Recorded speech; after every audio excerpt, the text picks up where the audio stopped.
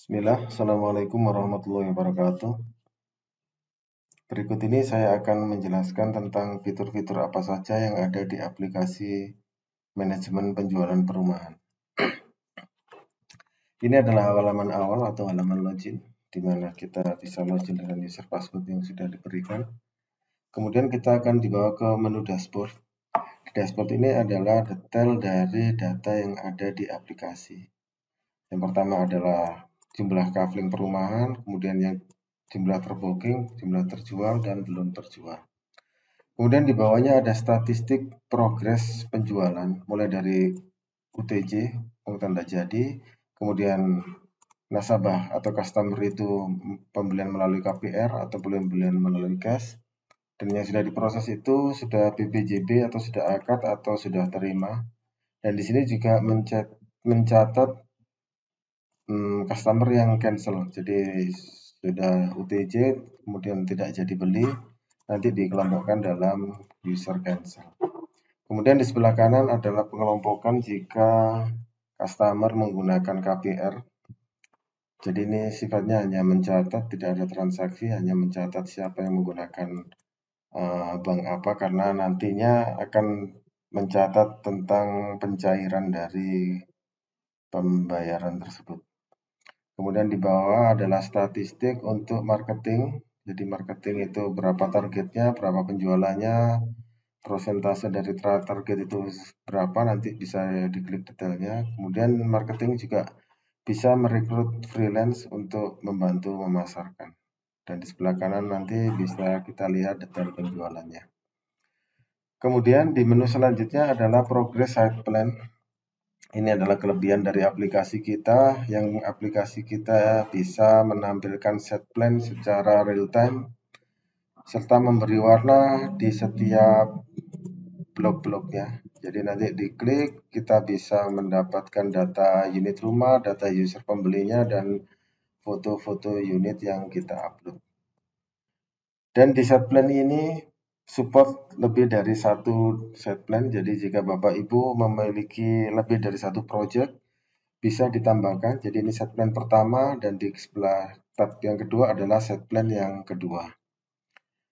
Dan keunggulan lainnya adalah set plan ini bisa kita cetak. Jadi jika ada calon customer yang menginginkan status dari ketersediaan kapling perumahan, bisa kita klik di cetak denah, maka akan menampilkan file PDF. Jadi nanti juga ada statistik yang kosong berapa, yang terbooking berapa. Ini kondisional, jadi aplikasi ini tidak harus begini Bapak Ibu.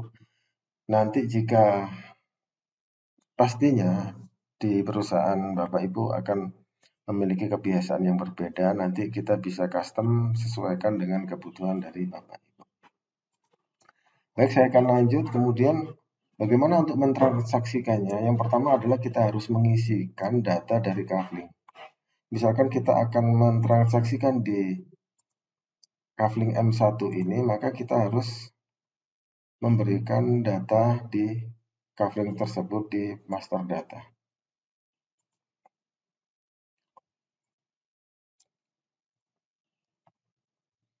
Nah, di sini kita bisa edit kaplingnya. Jadi ini misalkan panjangnya 12, panjang kirinya juga 12, lebar depan berapa, lebar belakang berapa, misalkan ini 8 misalkan luas tanahnya 96.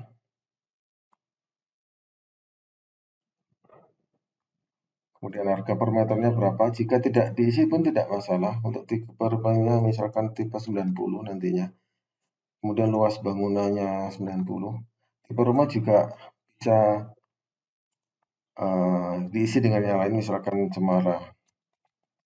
Sesuai dengan jenis klasternya juga bisa. Kemudian harga jualnya misalkan 950. Ini kemudian daya listrik dari perumahan ini berapa, misalkan 2200. Keterangannya misalkan kosong. ID rumahnya berapa, jika ada ini biasanya diisi dengan ID Sikumbang. Kemudian jika sudah ada sertifikatnya bisa diisi, misalkan seperti ini. Sudah disimpan. Nah, ini adalah data tadi. Jika ingin melampirkan foto, kita bisa juga lampirkan. Kita upload fotonya, misalkan foto 1, nama fotonya apa, keterangannya apa. Jadi saya di sini menggunakan sampel saja. Ini foto 1, kemudian saya upload foto 2, dan saya upload lagi foto 3. Ini tidak terbatas sebenarnya, tapi mungkin sebijak mungkin karena semakin banyak foto akan menambah beban. Tapi itu tidak masalah karena juga terbatas. Ini sudah kita upload, harganya sudah, maka kita bisa transaksikan di menu nasabah. Kita bisa tambah nasabah, misalkan pembelinya adalah Faisal Rahman. Kemudian nomor KTP-nya ya kita isi sembarang, KTP pasangan, tanggal lahir misalkan Balikpapan, ya kita coba ya. Kemudian jenis kelamin, ini nomor WhatsApp, usahakan dulu nanti karena akan digunakan untuk mengirim tagihan maupun kwitansi. NPWP, alamat misalkan begini, domisili misalkan kerjaan negara Indonesia. Kemudian lokasi perumahan ini adalah sesuai dengan yang kita inputkan di setplan, jadi di Pesona Sanur atau di Perumahan Tangerang. Karena kita tadi sudah set di situ, nah kita tadi di M1. M1 tadi ya. Kemudian kita pilih marketingnya. Kemudian jika dia punya downline yang memasarkan marketing freelance-nya atau marketing itu sendiri. Jika tidak diisi tidak apa-apa. Kemudian dia menggunakan bank apa, jika dia menggunakan bank, jika cash tidak usah. Kemudian dia sudah OTC. Misalkan dia tanda jadi dulu. Nah, di sini adalah keterangan cashback, ada cashback atau tidak. Nah, di sini pembeliannya cash atau KPR. Misalkan cash, kita isi cash. Nah, kita simpan. Nah, di sini ada sudah tersimpan. Kita lihat di set plan, maka di sini M11 ini sudah ada datanya. Dan usernya yang pembelinya sudah ada, kemudian fotonya nanti saya cek. Harusnya foto yang sudah kita upload tadi dia sudah ada di sini. Kita cek dulu. Foto.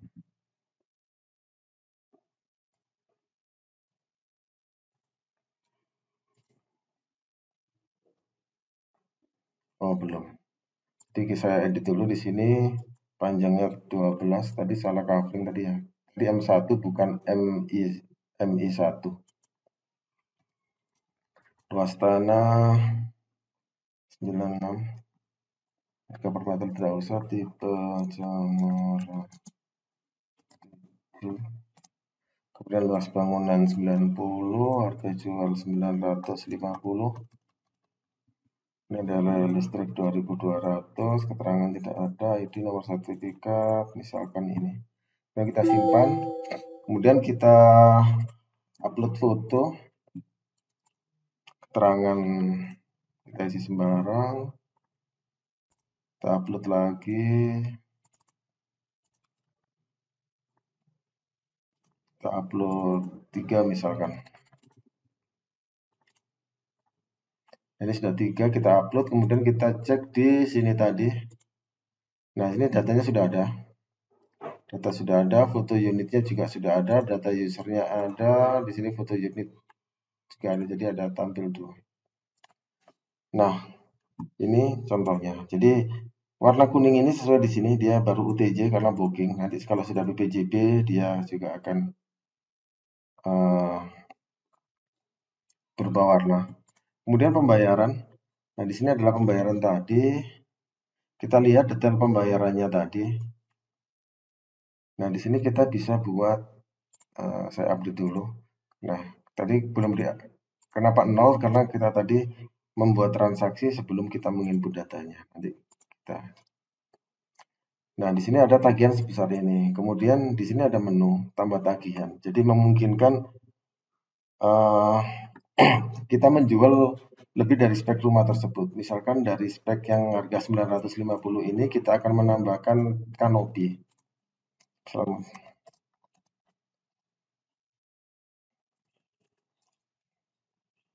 Nah, harga kanopi berapa? Misalkan katakanlah 15 juta. Ini kita simpan. Nah, di sini totalnya, jadi nanti yang ditagihkan adalah 965 ini. Harga rumah 95 ditambah kanopinya 15 juta. Misalkan seperti itu. Kemudian kita juga memungkinkan untuk membuat invoice. Jadi misalkan deskripsinya apa?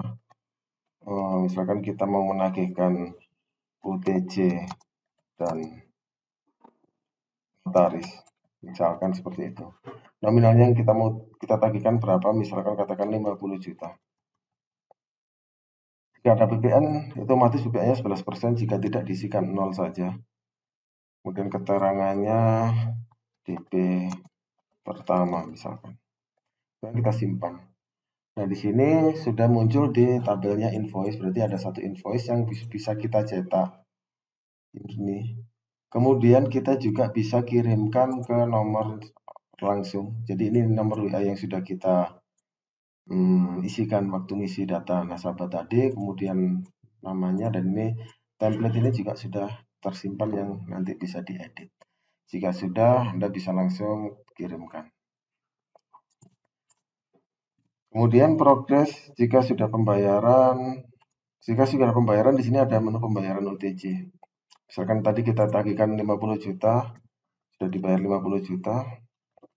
Kemudian keterangannya UTJ dan notaris. Bisa simpan. Nah, pembayaran ini juga bisa kita cetak. Ini yang nanti kita kirimkan kwitansinya. Ini pun juga bisa disesuaikan dengan perusahaan Bapak Ibu.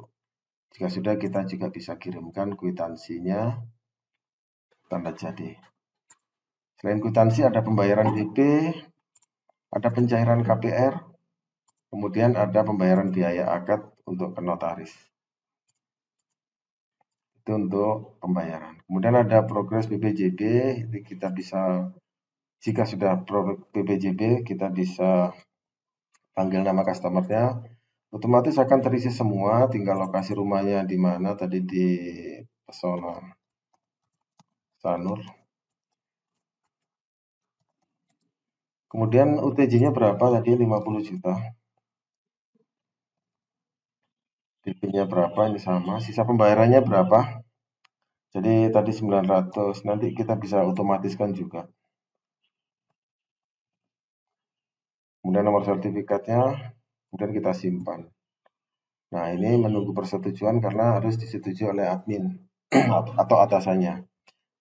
Jadi atasannya, setiap progres atasan akan menyetujui. Jika tidak mau fitur ini ditampilkan, jika tidak masalah, nanti kita bisa nonaktifkan.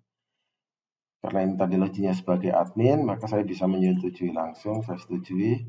Nah, tampilannya seperti ini, berarti ini sudah disetujui dan kita sudah bisa cetak BPJB yang bentuknya filenya Word.